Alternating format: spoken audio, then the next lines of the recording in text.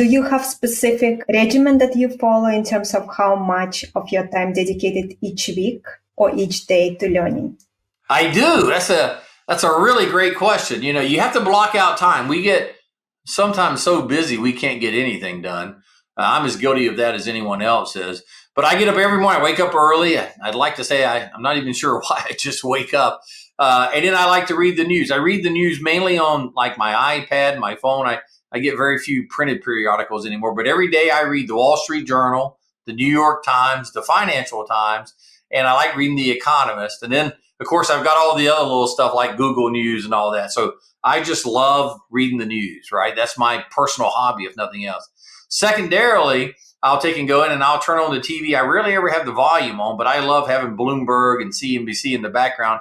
And I like it because they have these floating charts that come across it that you don't have to hear anything. You can just see it and catch little bits and pieces of it.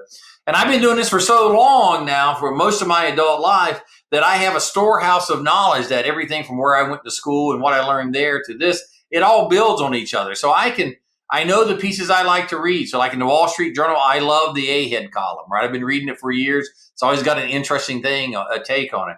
I love reading the editorials. It gives me an idea of what's happening out there.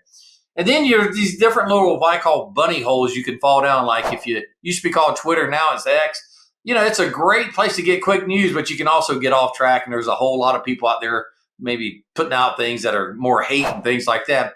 I would suggest we all avoid that. But read those newspapers, read those magazines. I do that every day. I just happen to like doing it. I think if you don't like doing it, it's going to be hard to make yourself. But if you do it, it'll make a big difference for it. And that's a routine for me.